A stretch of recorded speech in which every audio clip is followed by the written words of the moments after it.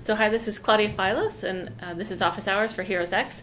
As usual, we're here with Greg Nosh. Thanks for joining us, Greg. Thank you for having me. So Keith and I are going to be trading places today, but we just wanted to start out by sort of telling the community some important news, which is that we will be starting a 5th version of the project in January. We're so proud of this. Yeah. Our whole team is very happy about this.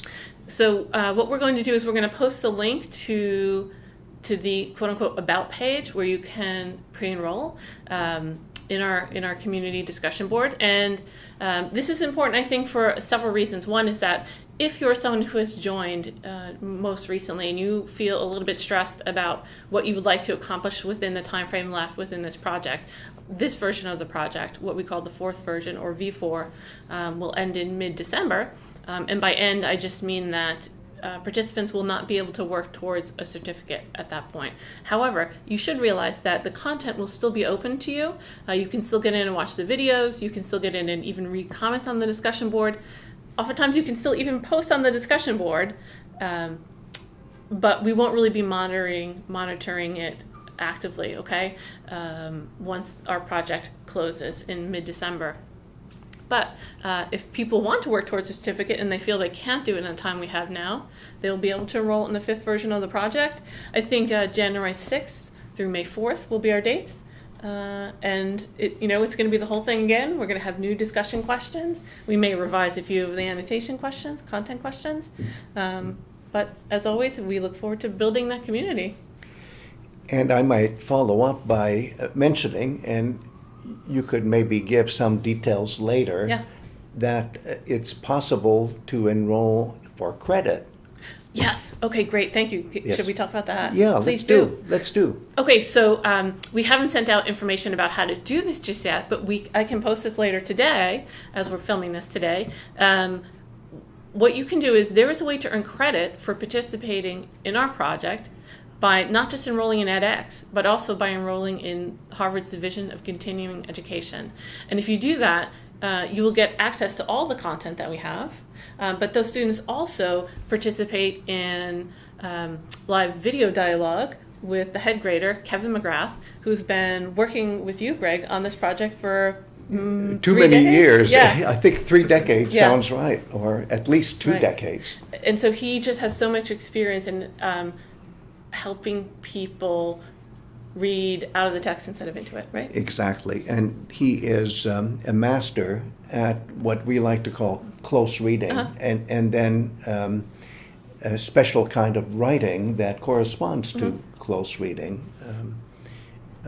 writing intensive exercises. Yes. Okay, great. And also, can we just say a little bit about Kevin? Let's brag a little bit about his... Let's brag about So not him. only does he know about ancient Greek heroes, but he's actually proficient in a whole nother area of literature. Can you talk a little bit about that? Yes, he is a world-class expert in the epic traditions of India, epic traditions that go back all the way to the Bronze Age.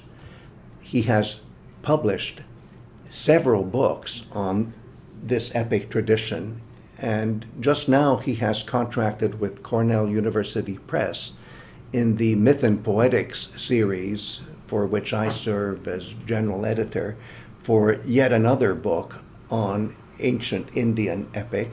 This one is called Raja Yudhishthira, and it's maybe a forbidding name for those of you who've never heard of this character, but he makes everything come alive for the non-expert in the twinkling of an eye.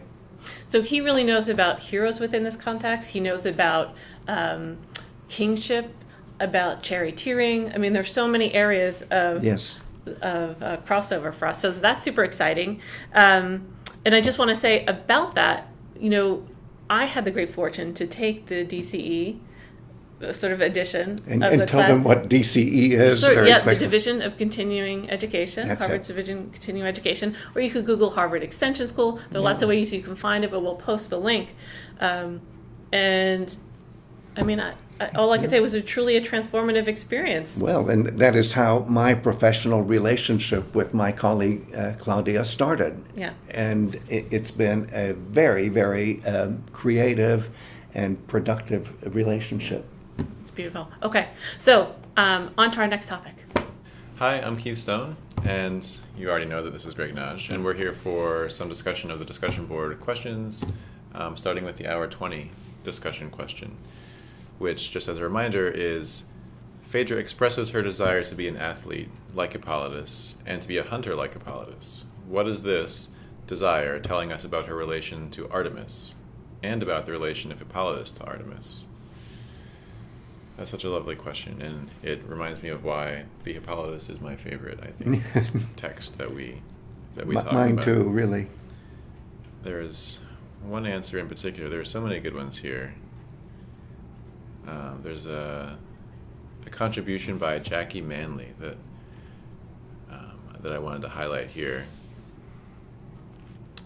who hits all the right notes. Phaedra has been stricken by a totally irrational, unacceptable love for her stepson by Aphrodite, who has a grudge against Hippolytus. She is a pawn in this antagonism. She is jealous, Aphrodite is jealous of Artemis because of Hippolytus's absolute devotion. Yeah. And Artemis is left out of the equation is the way that she finishes her response. Yes. And Jackie is right. I would maybe quarrel a little bit with the term pawn, because pawn implies that there's no human choice. Now, granted, if it hadn't been for Aphrodite, Phaedra would not have had this overwhelming, passionate desire for Hippolytus. But it's also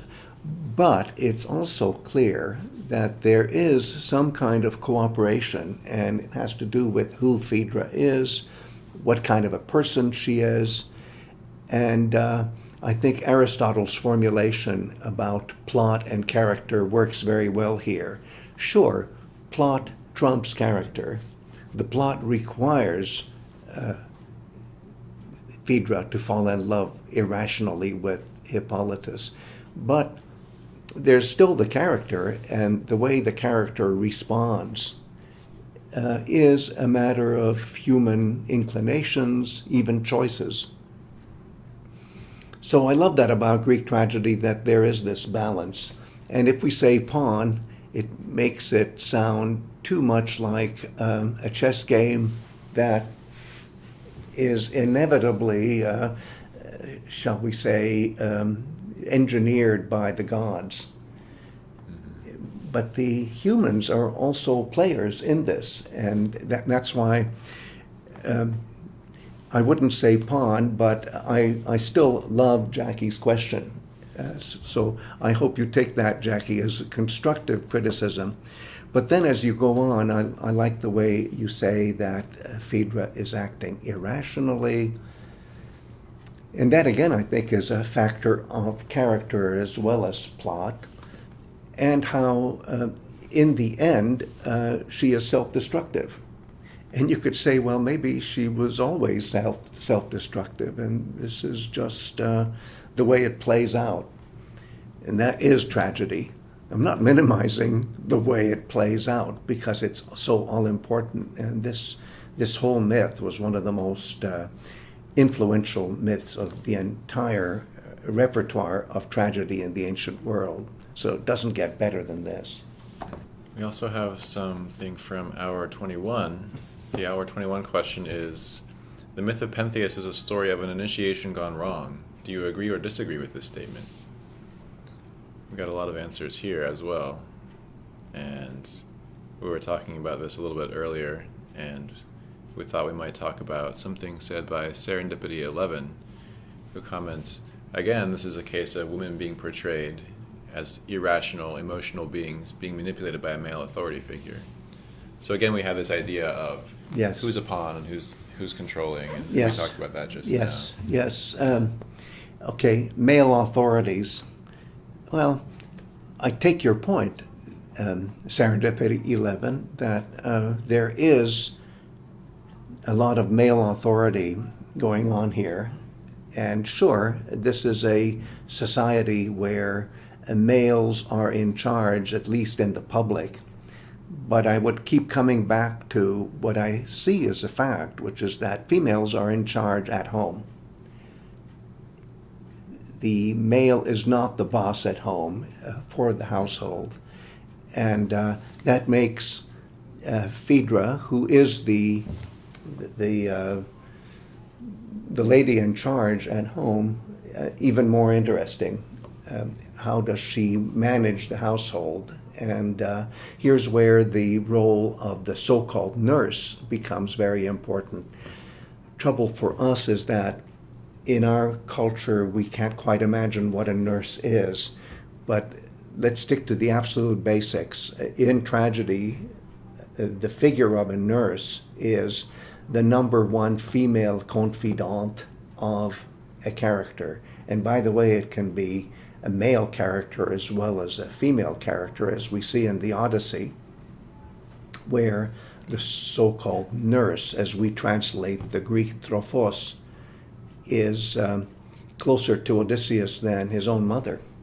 That's made very clear in the Odyssey. Similarly here, the nurse is even closer to Phaedra than anybody else, including her husband.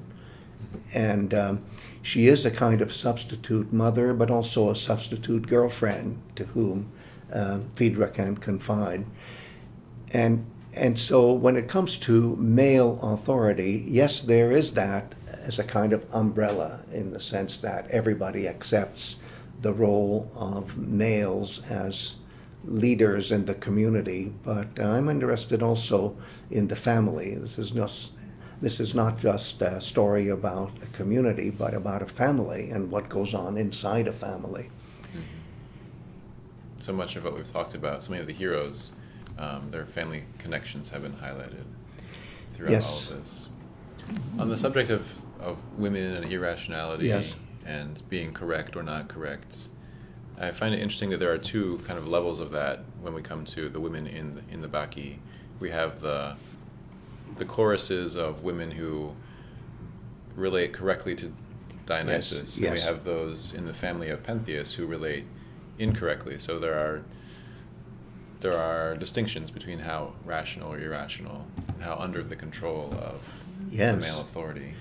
And these women I'm so glad that you now steered me in the direction of the Bacchae, because we really should be talking about the Bacchae in the same breath as we talk about the Hippolytus. And in fact, I think Serendipity 11 wanted us to address what's going on in the Bacchae maybe more than what's going on in Hippolytus. So let me try to do a bookend and talk about the Bacchae in this context. I think that you must be right, Keith, that the chorus in the Bacchae is under the control of Dionysus. And that's why they're so self-controlled. Because in this case, Dionysus is a pro-self personality. So the self really comes out, and the self in control of the self really comes out in the chorus. Whereas the women of Thebes, who are not the chorus, and who are represented by the mother of Pentheus and the two aunts of Pentheus, those characters in myth are out of control. They have lost all self-control. And you ask yourself, well, who is ordinarily controlling? Well, yes, it is the male authorities, the king, Pentheus, and the king's advisor, good old grandfather Cadmus. And yes, they have broken free of the control of those male figures, but they've also lost control of themselves. And that, in comparison to the female figures who are the followers of Dionysus, is a contrast that is not so much a matter of male authority, but a matter of whether women in their social roles are in charge of those social roles, or whether they've lost charge. And that is not the male world. Now it's the female world. And Dionysus is a god who transcends the distinction between male and female, between old and young, between adult and child. You name the distinction, and Dionysus neutralizes those distinctions. Well, he's the god of theater. He can put on any mask. He can, yes, he can play any role, and that's what makes the Bacchae even more interesting. So, in many ways, this tragedy this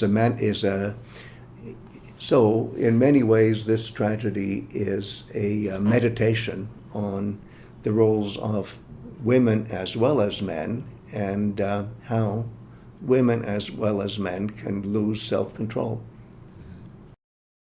We have another couple of responses here to the same question about the Bacchae. Mary E. Scott and again Jackie Manley were talking about how people who are being initiated into a cult have to be sincere in approaching the cult, have to be committed to it, and that's the problem with Pentheus, is that he's not mentally, emotionally connected, or even trying to connect. Yes, he's insincere. I like the way both of our correspondents used the word sincerity. And I totally agree. Pentheus is not sincere. And in order to be a successful initiate, you have to mean it. And if you don't mean it, then of course the meaning of the initiation of the ritual itself breaks down. And that's what happens. And that's why he is, another way to say it, this is meant to be a little bit funny, half-baked initiate. If you think of the fact that in our culture, initiation often involves mind-altering substances. So he's half-baked.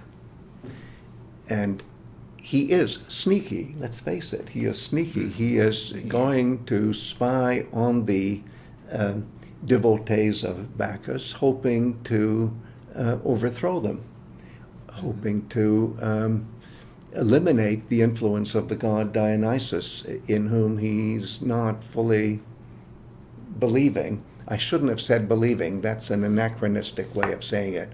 I almost stopped myself before I said it, but there I said it. Let me try to say it another way. He doesn't accept Dionysus, and as an unaccepting participant, he's not a true participant.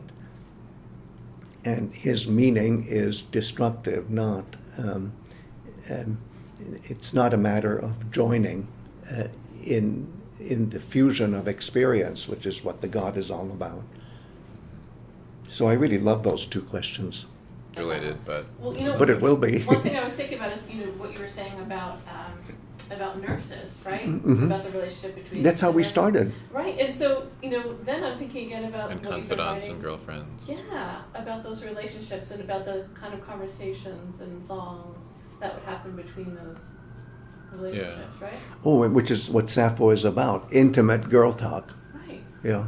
So it may be that you're seeing sort of an echo of that here, right, in that nurse relationship. Oh, yeah. Or some small... You bet you do. Right? Yeah. Which I never would have known until we had a chance. Well, I wouldn't have known either if it hadn't been for the Brothers song, where there's this wonderful verb. Which one? Throulein, which is means... usually translated as chatter, because men think, oh, that's just girl talk, that's chattering.